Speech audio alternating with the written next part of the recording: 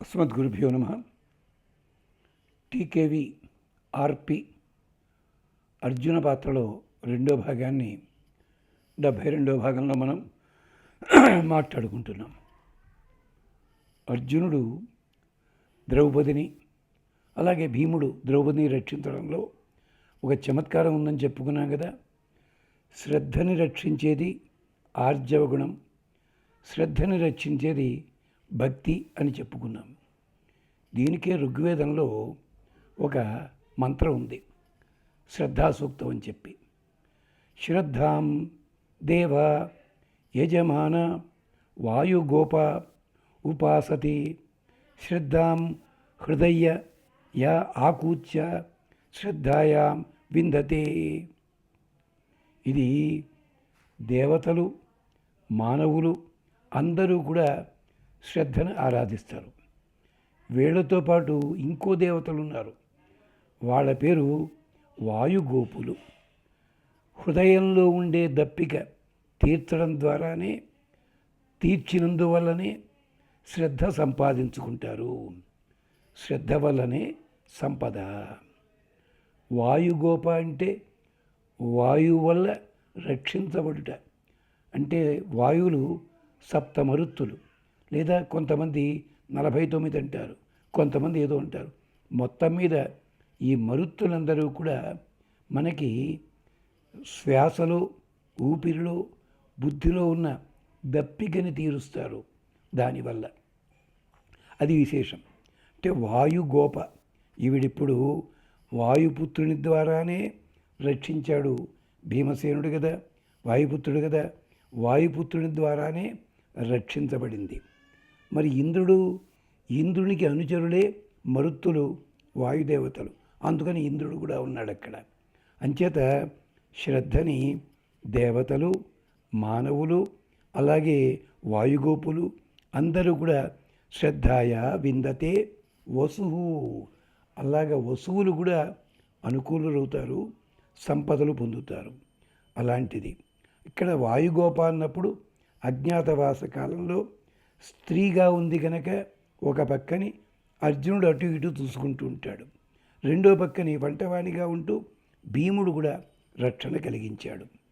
శమీతరువు దగ్గర ఉండగా అర్జునుడికి తెలియకుండానే ఒక మంత్రం పనిచేసింది. శ్రద్ధ మేధే ప్రజ్ఞాతుం జాతవేద సందధాతు. ఇది అర్జునుడు ప్రార్థించలేదు, కానీ జాతవేద అగ్నిదేవుడు ఉన్నాడే, అంటే శమీ వృక్షంలో అంతర్యామిగా ఉన్న అగ్నిదేవుడు శ్రద్ధ మేధే ప్రజ్ఞాతుం సదధాతు.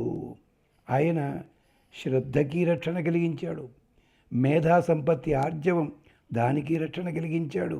అది తెలుసున్నవాడు ప్రజ్ఞాతుం సందధాతు, అది తెలిసి ఎప్పుడెప్పుడు ఎక్కడెక్కడ ఎలా ఎలా ఇవ్వాలన్నది.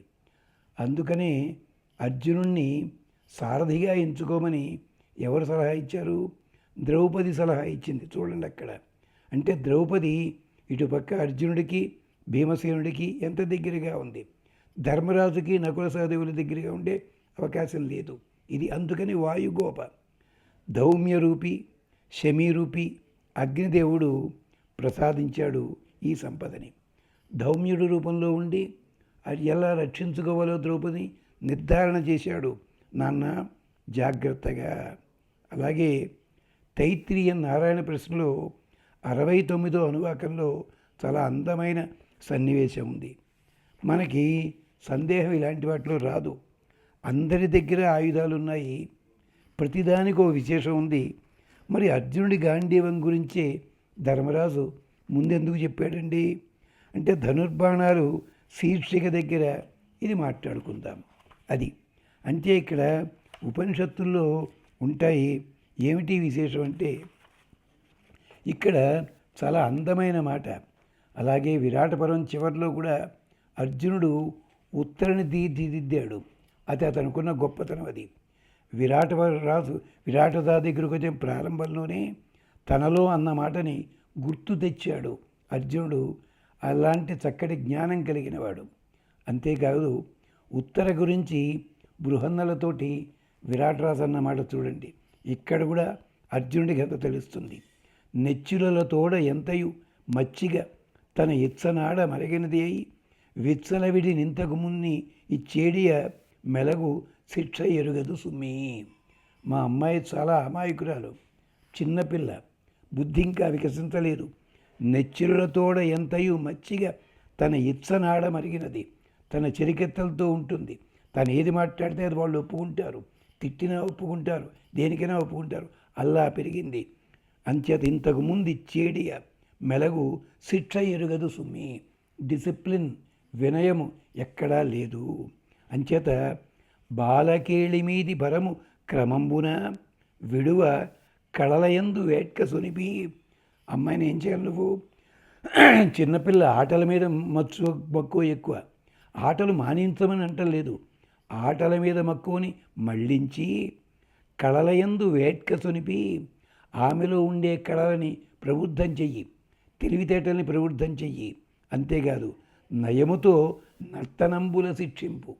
నర్తనములు అంటే నాట్యశాస్త్రం ద్వారా అని, కానీ అర్జునుడు వేరే అర్థం తీసుకున్నాడు, ప్రవర్తన అనే అర్థం.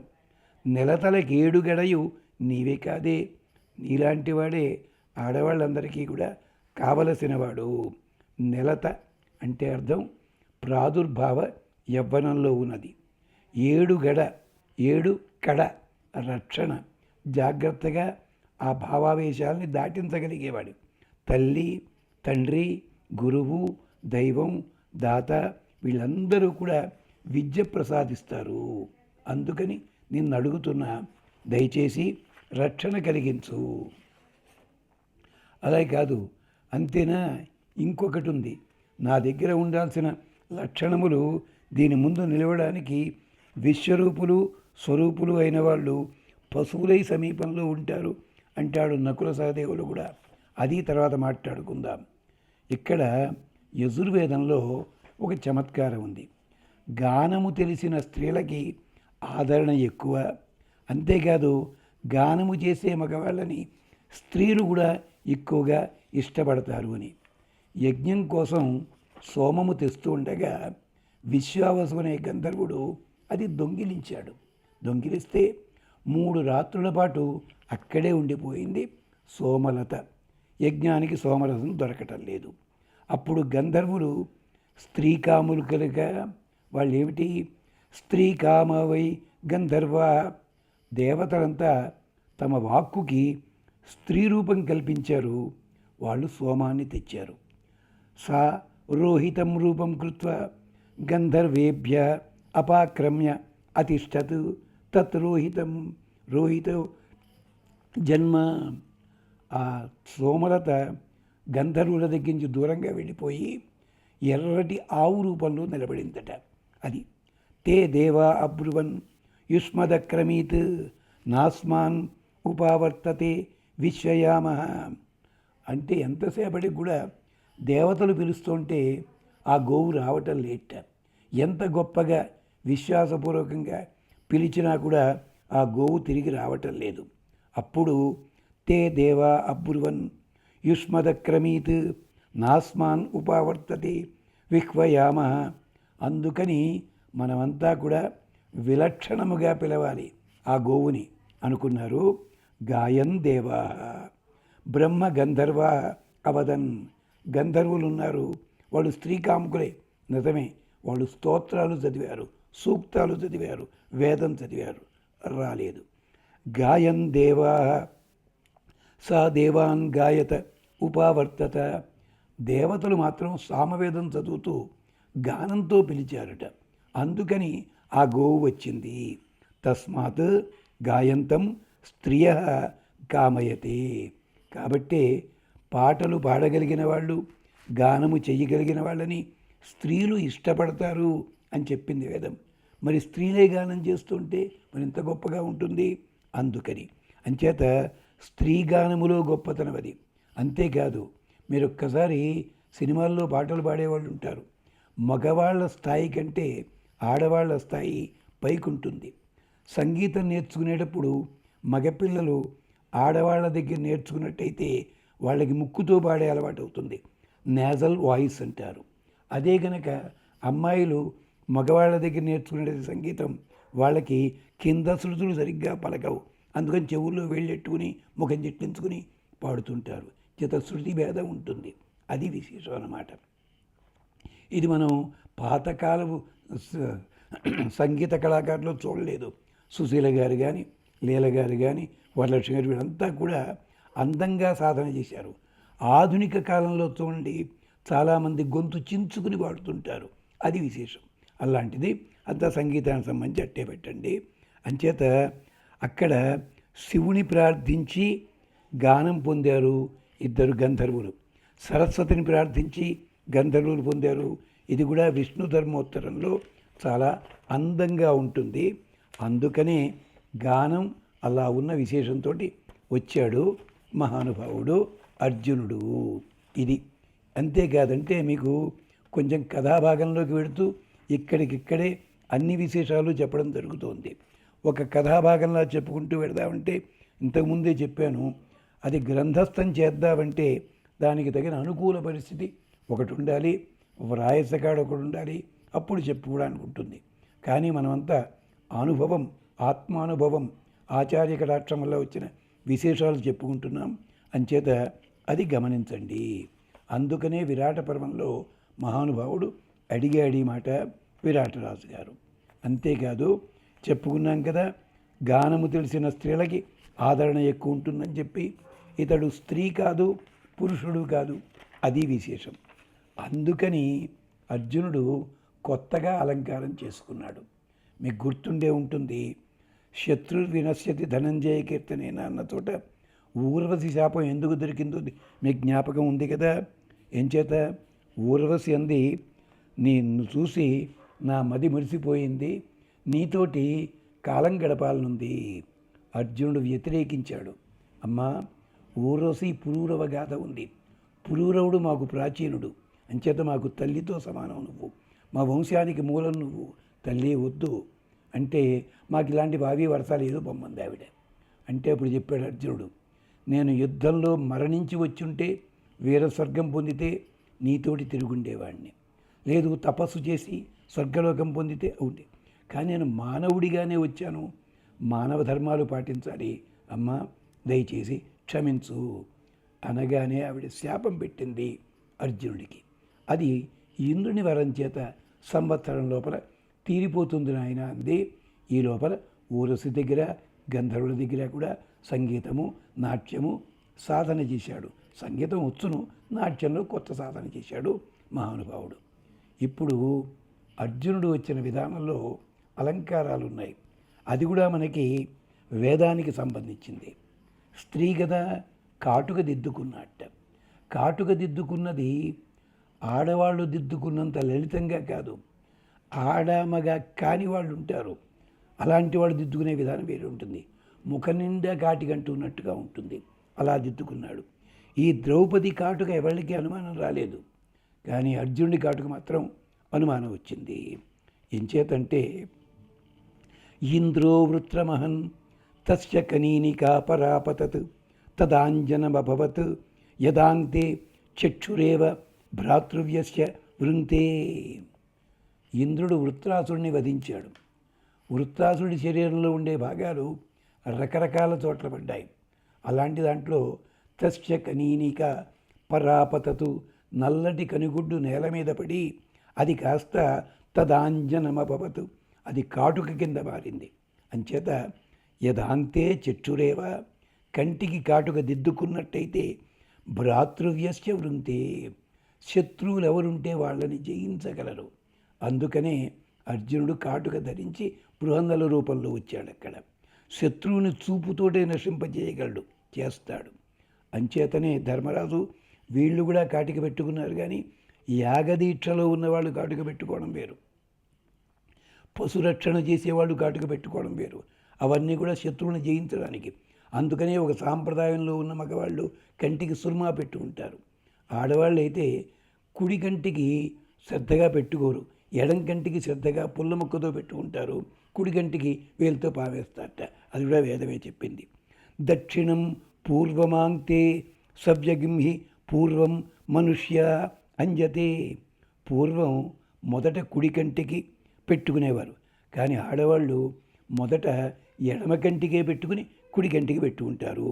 నన్ను ధావతే నీవై మనుష్య ధావస్తే. యజ్ఞదీక్షితుడు అలా చెయ్యడు, దాన్ని పనిగట్టుకు రాసుకోవడం ఉండదు. ఏం చేస్తాడు? ని ఇవహి. వాళ్ళైతే చేత్తోటే పెట్టుకుంటారు ఆడవాళ్ళు, వీళ్ళు శ్రద్ధ ఉంటుంది దీనికి. పంచకృత్వ ఆంతే పంచాక్షరా పంక్తి పాంతో యజ్ఞం యజ్ఞమేవ అవరుందే పరిమితమాంతే పరిమితం హి మనుష్య అంజతే సతూలయా అంతే సతూలయా హి మనుష్య అంజతే వ్యావృత్యై యదవతూలయా అంజీత వజ్ర ఇవ స్యాత్ సతూలయా ఆంతే మిత్రత్వాయ. ఆడవాళ్ళు ఎడమ కంటికి ముందుగా వేలితో శ్రద్ధగా పెట్టుకుంటే కుడి కంటికి పాముతారు, దానికి సంఖ్యానేమం లేదు. యజ్ఞదీక్షితుడు మాత్రం కొసగల కంచెతోటి కుడి కంటికి 5 సార్లు పెట్టుకుంటాడు. కొసలు లేకపోతే తీక్షణమవుతుంది. కొసలు గల ఉన్న దాంతో పెట్టుకుంటే మిత్రత్వం కలుగుతుంది. అంటే శ్రద్ధగా కాటుక పెట్టుకుంటే మిత్రత్వం కలుగుతుంది. ఇది ఈ పద్ధతి లోపల మనకి చూడవచ్చును. అర్జునుడి అలంకారములన్నీ కూడా ఇలా అందంగా ప్రత్యేకంగా ఉన్నాయి. అది అంచేత ఇక్కడ అర్జునుడి అలంకారాల్లో కాటుక కంకణం ఈ రెండు ప్రత్యేకత చెప్పుకున్నాం కదా. ఇంద్రుడు వృత్రాసురుడు చంపితే కంటికి కాటుక వచ్చిందని చెప్పి అది కాస్త చక్షుష్పాసి చక్షుర్మే పాహి, బాబు నా చూపుని రక్షించు, నా చూపు వైపు ఈ పరాకుగా చూసేవాళ్ళని దూరంగా తొలగించు. తెల్లటి వస్త్రం కట్టుకున్నాడు. సోమస్య తనూరసి తనువమ్మే పరిపాహి. చంద్రుడి శరీరాన్ని నువ్వు నా శరీరాన్ని కాపాడు. ఎంచేతంటే వస్త్రం మీద ఎంతమంది దేవతలుంటారు తెలుసా? అగ్నేహ తూషాదానం వాయోర్వాతపానం పితృణాం నీవి ఓషధీనాం ప్రఘాత ఆదిత్యా ప్రాచీనతాన విశ్వే దేవా. ఇలా ఇంతమంది ఉంటారు దాని మీద. ఎలాగా? మీరు దూది పింజలు తీస్తారు, అది అగ్నిదేవుడికి చాలా ఇష్టం. దారాలు తీసిన తర్వాత దారపు కండె కడతారు, కండికి కూడా అగ్నిదేవుడు ఉంటాడు.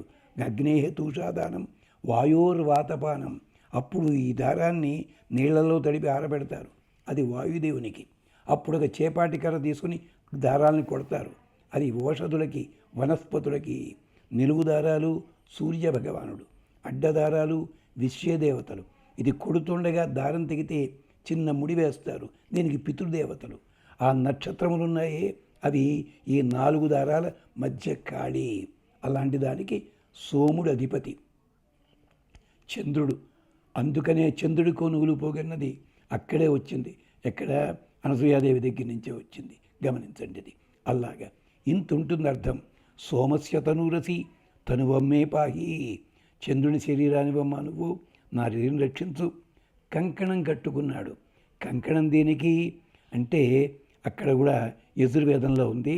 పరిత్వా గిర్వణో గిర ఇమా భవంతు విశ్వతో వృద్ధాయుం అనువృద్ధయో జుష్టా భవంతు జుష్టయ.